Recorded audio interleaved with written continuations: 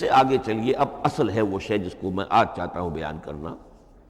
قرآن حکیم کی صورتوں کی ایک گروپنگ اس اعتبار سے سامنے آئی، کچھ صورتیں مکی، پھر مدنی، پھر مکی، پھر مدنی، پھر مکی، پھر مدنی، پھر مکی، پھر مدنی۔ ایسا کیوں ہے؟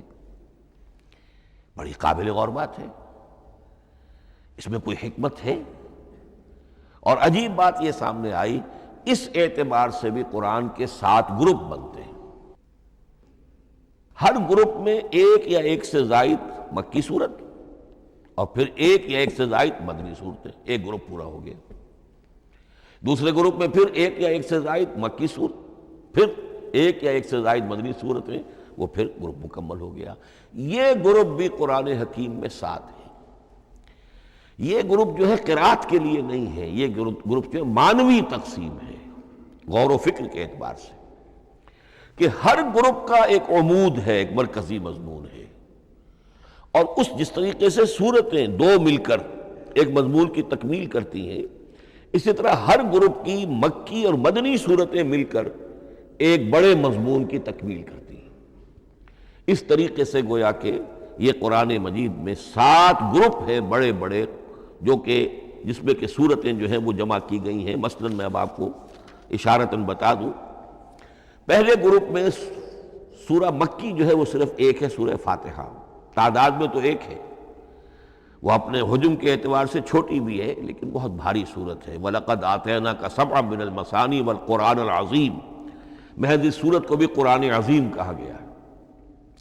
لیکن ایک صورت مکی سورہ فاتحہ، پھر 4 طویل ترین صورتیں مدنی، بقرہ، آل عمران، نساء، مائدہ۔ دوسرے گروپ میں 2 صورتیں مکی، 2 مدنی، الانعام، الاعراف مکیات، الانفال، التوبہ مدنیات۔ تیسرا گروپ چلتا ہے، 14 صورتیں مسلسل چلی جا رہی ہیں مکی، سورہ یونس سے، سورہ یونس، سورہ ہود، سورہ یوسف، سورہ رعد، سورہ ابراہیم، چلتے جائیے، سورہ حجر، سورہ نحل، سورہ بنی اسرائیل، سورہ کہف، سورہ مریم، سورہ طٰہٰ، سورہ انبیاء، سورہ حج اور سورہ مومنون، 14 صورتیں۔ اب آئی ایک مدنی صورت، سورہ نور۔ یہ تیسرا گروپ مکمل ہو گیا۔ چوتھے گروپ میں بھی یہی بات آپ کو نظر آئے گی۔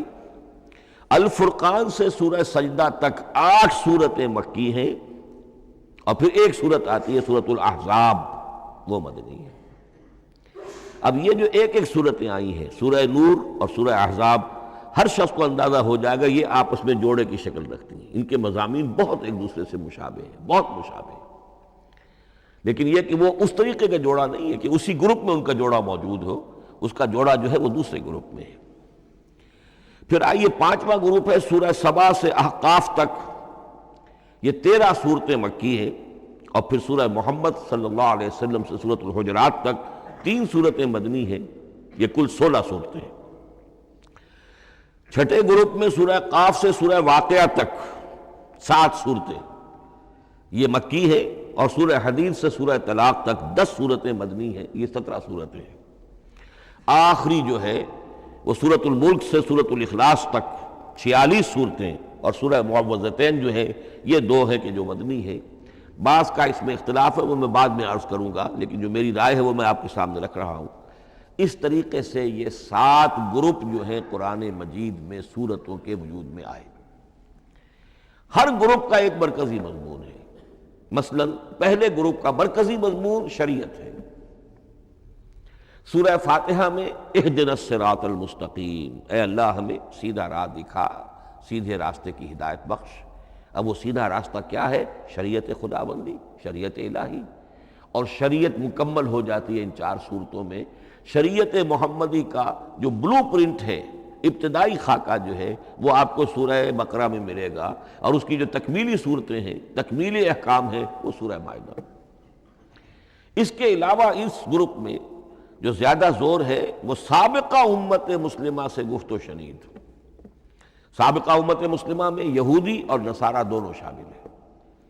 اب ان پر جرح بھی ہے، ان پر تنقید بھی ہے، ان کو ملامت بھی ہے، ان کو ان کی قرارداد جرم ان کے خلاف جو ہے وہ بھی دی گئی ہے، اور پھر یہ کہ ان کو معزول کر کے اور نئی امت کو اس مقام پر نصب کرنے کا اعلان ہے، اور ان کو بڑی زوردار دعوت ہے کہ اب محمد پر ایمان لاؤ اور قرآن پر ایمان لاؤ صلی اللہ علیہ وسلم۔ یہ پہلا گروپ ہے۔ اسی طریقے سے ہر گروپ کا، اب یہ ساتھ ساتھ جب ہم چلیں گے تو میں تفصیل کے ساتھ بیان کرتا جاؤں گا کہ اس گروپ کا یہ مرکزی مضمون ہے، اور اس طور سے یہ صورتیں آپس میں ایک دوسرے کے ساتھ مربوط ہیں۔ ان گروپوں میں آپ نے دیکھا ہوگا کہ پہلے اور آخری گروپ، ان کی ایک ریسیپروکل سی صورت ہے کہ پہلے گروپ میں مکی صورت صرف ایک چھوٹی سی، اور مدنی صورتیں 4-6 پارے سے زائد پر پھیلی، جبکہ آخری گروپ میں سارے دونوں پارے جو ہے سورہ ملک سے شروع ہو کر مکی صورتوں پر مشتمل ہے، آخر میں آ کر چھوٹی چھوٹی صورتیں وہ مدنیات ہیں۔ یہ ایک دوسرے کے بالکل ریسیپروکل ہیں، کانورس۔ لیکن دوسرا گروپ ادھر سے اور دوسرا ادھر سے، یعنی چھٹا، یہ بڑے متوازن ہیں، 2 صورتیں مکی 2 مدنی، اور ادھر 7 صورتیں مکی اور 10 مدنی، لیکن 7 صورتیں جو ہیں وہ 3 رکوعوں کی ہیں، ان میں سے ایک 4 رکوع کی بھی ہے، اور اکثر و بیشتر وہ جو دوسری ہے وہ 2 رکوعوں کی ہے، تقریباً متوازن بنتی ہے۔ تو درمیان میں جو ہے ان میں جو مدنی صورتوں کا حصہ بہت کم ہے، اکثر و بیشتر جو ہے وہ مکی صورتیں ہیں۔ ان مکی صورتوں کے اندر بھی جو 6 گروپ تقریباً بنتے ہیں، اس لیے کہ پہلی گروپ کے اندر تو مکی صورت صرف سورہ فاتحہ ہے، تو ان میں سے پہلے 2 گروپوں میں رسالت کا مضمون مرکزی مضمون ہے، درمیانی 2 گروپوں میں توحید کا مضمون مرکزی مضمون ہے، آخری 2 گروپوں میں انذار آخرت کا مضمون مرکزی مضمون ہے۔ آخری صورتیں آپ کو معلوم ہے سورہ قاف سے شروع ہو کر، تو پھر یہ انذار آخرت جو ہے ان سب کا مرکزی مضمون ہے۔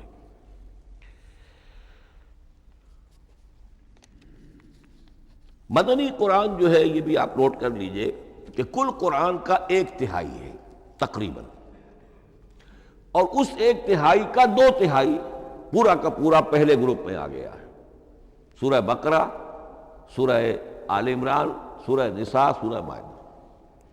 باقی تو پھر جا کے سورہ احزاب، سورہ نساء، پھر 3 چھوٹی صورتیں، پھر آخر میں 2 بہت چھوٹی چھوٹی صورتیں، سورہ انفال اور سورہ توبہ۔ لیکن یہ کہ یہ 2/3 جو ہے مدنی قرآن کا حجم بالکل پہلے ہی اس گروپ کے اندر آ گیا ہے۔ اس کی بھی حکمت ہے، کیوں مدنی صورتوں کو پہلے رکھا گیا؟ میرے علم میں نہیں ہے کہ اس موضوع پر کسی شخص نے گفتگو کی ہو سوائے محمد مارمڈیوک پکتھال کے۔ میرے علم کی حد تک ہو سکتا ہے کہ کسی اور مفسر نے، کسی محقق نے کوئی بات کہی ہو اس سے بھی زیادہ وزنی کہی ہو، لیکن میرے علم کی حد تک مارمڈیوک پکتھال نے اپنے ترجمہ کیا ہے انگریزی میں، اس کے دیباچے میں اس موضوع پر گفتگو کی ہے، بہت ہی عمدہ بات کہی ہے۔ انہوں نے کہا کہ جب یہ قرآن نازل ہو رہا تھا تو اصل اہمیت ایمان کی تھی، پہلے لوگ ایمان لائیں، اور پھر جو ایمان لائے ان کو پھر احکام دیے گئے کہ یہ کرو اور یہ نہ کرو، یہ حلال ہے، یہ حرام ہے، یہ فرض ہے، وغیرہ وغیرہ۔